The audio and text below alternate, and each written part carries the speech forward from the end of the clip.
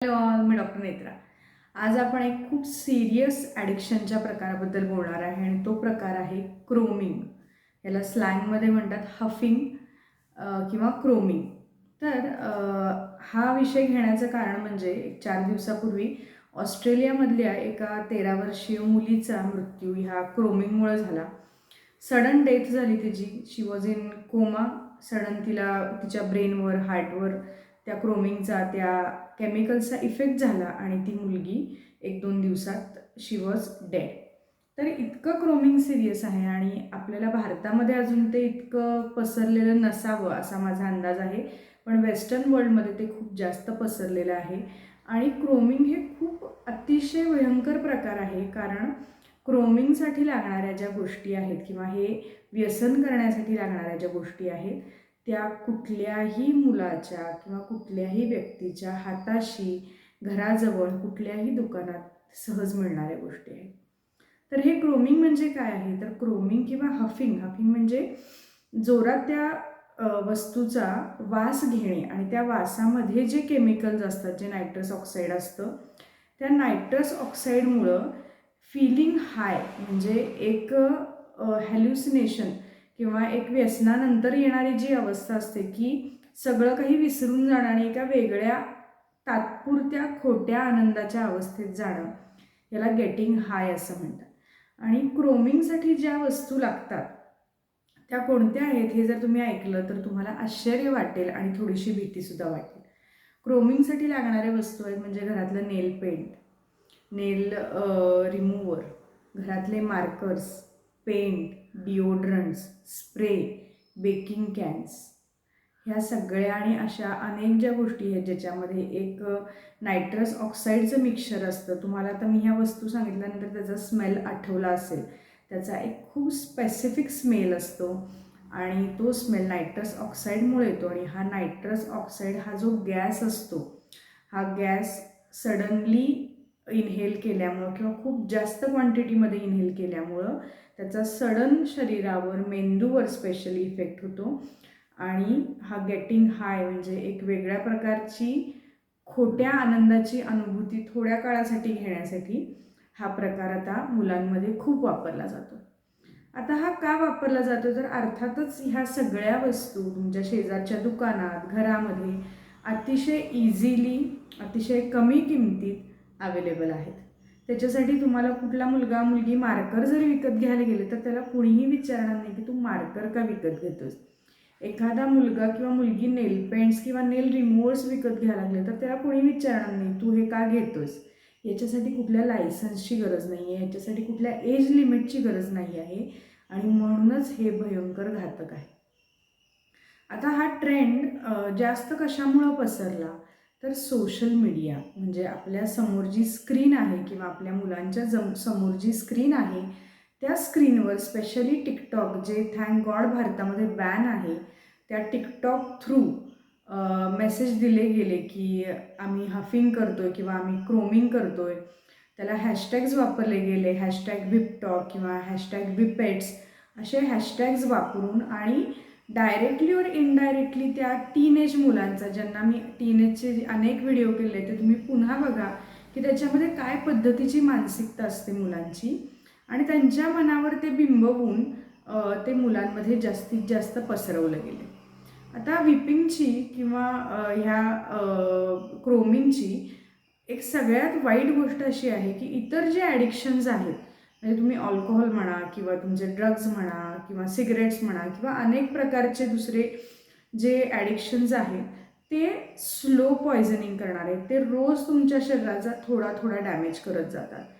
पण क्रोमिंग हे अशा प्रकारचं व्यसन आहे किंवा ॲडिक्शन आहे जिथं ते मूल किंवा ती मुलगी पहिल्यांदा जरी तिनं क्रोमिंग केलं आणि ते जर खूप जास्त प्रमाणात तिला अंदाज आला नाही किंवा त्याचं माहीत नसेल, आपण जसं म्हणतो व्यसनाधीन नसेल, अगदी पहिल्यांदाच ट्राय करते ती अंडर प्रेशर, तर पहिल्यांदाच ऑन द स्पॉट तिचा मृत्यू होऊ शकतो. एवढा सिरियस याचा इम्पॅक्ट आहे.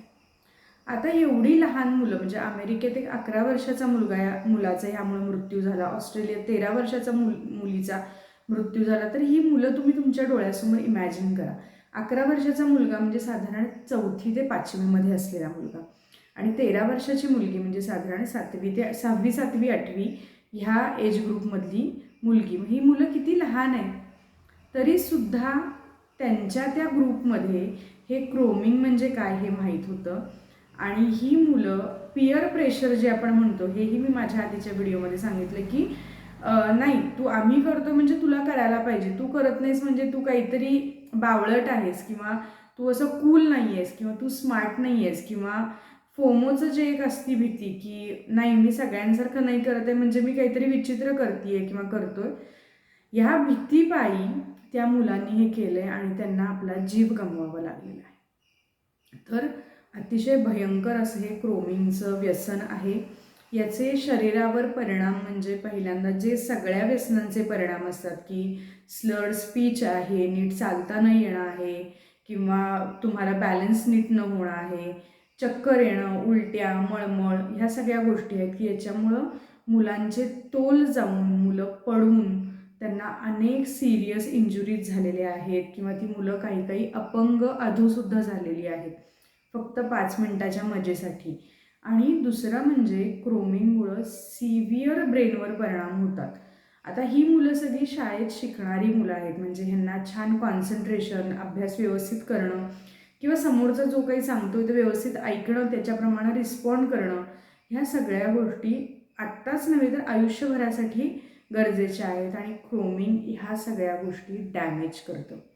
मूल एका जागी शांत बसू शकत नाही, कॉन्सन्ट्रेशन होत नाही, अभ्यास होत नाही, कुठलीच गोष्ट जी त्याला आयुष्यात एक बेटर पर्सन बनवणार आहे ती कोणतीही गोष्ट त्या मुलाला किंवा मुलीला करता येत नाही. कोमासारख्या स्थितीमध्ये सुद्धा ग्रूमिंग सडनली तुम्हाला घेऊन जाऊ शकतं, घेऊन गेलेलं आहे अनेक मुलांना. याच्यामुळं हार्टचा जो रिदम असतो आपला तो रिदम बदलतो, त्याला अरिथमियाज होतात आणि त्यामुळं हार्टच्या सिव्हिअर कंडिशन्स सुरू होतात. तर इतकं भयंकर आहे हे ग्रूमिंग. भारतात अजूनही बहुतेक त्याचं लोण पसरलं नसेल. तर आपण ह्याच्यासाठी काय करू शकतो, तर पॅरेंटिंगचे जे व्हिडिओ आहेत माझे ते प्लीज बघा नक्की, कारण मी त्याच्यामध्ये खूप डिटेल एक्सप्लेन केलेलं आहे की डे 0पासून जेव्हापासून बाळ तुमच्या हातामध्ये आलं आहे त्या दिवसापासून त्या बाळाची संपूर्ण रिस्पॉन्सिबिलिटी, ते बाळ जोपर्यंत समजूतदार होत नाही तोपर्यंत तुमच्यावर आहे. त्यामुळं सतत अशा गोष्टी बोलणं. आता ही ग्रूमिंगची गोष्ट जेव्हा मला दिसली तेव्हा मी माझ्या मुलांना ती मुलगी दाखवली, त्या मुलीनं काय केलं, त्याचे परिणाम काय झाले, तिचे हॉस्पिटलमधले सुद्धा फोटोज अपलोड केलेले होते, ते हॉस्पिटलमधले फोटोज दाखवले. ह्या गोष्टी सतत बोलल्यानं त्या मुलांच्या मनावर ह्याचा नक्की परिणाम होतो की ही गोष्ट क्षणिक आहे. एक 10 मिनिटाची मजा करण्यासाठी त्या मुलीनं स्वतःचा जीव गमावला आणि आयुष्यात पुढं अनेक ज्या सुंदर गोष्टी येणार होत्या त्या गोष्टी ती करू शकली नाही. त्यामुळं सतत बोलत राहणं, अगदी बोल्डली मुलांशी बोलणं, हे कसं बोलू, मग त्याला काय वाटेल, तिला काय वाटेल, असा अजिबात तुम्ही संकोच बाळगू नका. मुलांशी ओपनली बोला. आपण जे म्हणतो की पूर्वी व्यसन म्हणजे तुम्हाला असं लपून किंवा घाबरून किंवा असं करायला लागत होतं किंवा करत होते. आता व्यसन ही फॅशन व्हायला लागलेली आहे आणि त्याच्याबद्दल फार प्राऊड असण्याचं अजिबातच कारण नाही आहे. आणि जर पॅरेंट म्हणून तुम्हाला याच्याबद्दल बोलण्याची भीती किंवा लाज वाटत असेल तर ते आजच्या आज बंद करा. मुलांशी खूप ओपनली बोला. दुसरी गोष्ट, मुलांच्या रूममध्ये कोणत्या वस्तू आहेत, बॅगेत कोणत्या वस्तू आहेत, हे मुलांबरोबर बसून तुम्ही तपासा. तुम्हाला वाटेल हे खूप ओल्ड फॅशन पॅरेंटिंग आहे, पण आपली मुलं आपल्याला महत्त्वाची आहेत. आपण पॅरेंटिंग कसं करतोय किंवा ते कुठल्या काळातलं आहे हे अजिबात महत्त्वाचं नाही आहे. त्यामुळे आपल्या मुलाच्या किंवा मुलीच्या बॅगेमध्ये अननेसेसरी खूप नेलपेंट्स आहेत, खूप जास्त कलर्स आहेत की ते वापरत नाही आहे पण कलर्स आर देअर, किंवा नेलपेंट, नेल रिमूव्हर आहेत, मार्कर्स आहेत. You should no. कारण ती मुलं म्हणजे 11, 13, 12 ही काही मुलं धड मोठी नाही आहेत आणि धड लहानही नाही आहेत. त्यामुळे त्यांना तुमच्या सपोर्टची, तुमच्या गायडन्सची संपूर्णपणे गरज आहे. तुमच्या मुलाचं, मुलीचं मित्रमंडळ काय आहे हे तुम्हाला माहिती पाहिजे. ते कशा बॅकग्राऊंडमधून येतात माहिती पाहिजे. त्यांच्या घरच्यांच्या सवयी कशा आहेत हे तुम्हाला माहिती पाहिजे. आपण आपल्या मुलाबद्दल किंवा मुलीबद्दल बोलतोय, ती जर व्यवस्थित सेटल झाली, व्यवस्थित जर तिचं आयुष्य पुढचं गेलं तर वी आर हॅपी. नाहीतर फक्त कसं बोलू आणि काय सांगू ह्या गोष्टीमध्ये जर तुम्ही अडकून राहिला तर आयुष्यभराचा पश्चाताप करायला लागेल अशी काहीतरी गोष्ट नक्की होऊ शकते. कारण आपल्याभोवती तसं सराउंडिंग आत्ता अवेलेबल आहे. त्यामुळं मुलांशी बोला, मुलांना सतत ह्या गोष्टी सांगा, दाखवा, त्याचे परिणाम सांगा. मुलांशी टचमध्ये राहावा. मुलं हल्ली मी अनेक ठिकाणी ऐकते की मुलांची रूम असते आणि मुलं दार बंद केले की आई वडीलसुद्धा त्या रूममध्ये जाऊ शकत नाहीत किंवा क्लिनिंगलासुद्धा जर मावशी आल्या तर त्या जाऊ शकत नाहीत. कारण का तर त्याची रूम आहे आणि तो जेव्हा किंवा ती जेव्हा म्हणेल आत या तेव्हाच आम्ही जातो. तर असले मूर्खपणे हे वेस्टर्न सगळे जे चोचले आहेत हे सगळे बंद करा. भारतीय पद्धतीचं जे पॅरेंटिंग आहे ते old school parenting, I strongly refer that kind of parenting, की ज्याच्यामध्ये आईवडिलांचा धाक आहे, आईवडिलांची मुलं स्पष्टपणे बोलत आहेत, सांगतायत आणि त्यामुळं आई आणि मुलं किंवा पॅरेंट आणि मुलं जी आहेत ती एकमेकांशी कनेक्टेड आहेत आणि त्यांना स्वतःच्या आयुष्याशी वाट्टेल तसा खेळण्याचा अधिकार नाही आहे हे त्याच्यामध्ये डबल अंडरलाईन केलेलं असतं. मुलांचं जर तुमच्या पर्सनल गॅजेट असेल तर त्या गॅजेटवरती मुलं काय बघतायत, कोणते हॅशटॅग्स वापरत आहेत, त्यांना काय बघायला आवडतं आहे ह्याचासुद्धा तुम्हाला पूर्णपणे माहिती पाहिजे. थोडक्यात we have to go back to the 70s 80s parenting. कारण आपल्या मुलीला बर्बाद करण्यासाठी हजारो गोष्टी आपल्या शेजारी उभ्या आहेत. आपण जर अलर्ट राहिलं नाही तर anything can happen any time आणि नंतर पश्चातापाशिवाय आपल्या हातात काही राहणार नाही. त्यामुळं ह्या सगळ्या गोष्टींचा अगदी सारासारपणे विचार करा आणि जे नवीन ट्रेंड सगळे चालू असतात त्याच्याबद्दल पॅरेंट्सला अगदी माहीत पाहिजे. पॅरेंट्ससुद्धा तेवढे अप टू डेट पाहिजे आणि मुलांशी कनेक्ट चांगला पाहिजे. तेव्हाच आपण ह्या सगळ्या गोष्टीतून मुलांना सावरू शकतो आणि उत्तम आयुष्य देऊ शकतो. So this was all about chroming किंवा हफिंग. Take care. बाय.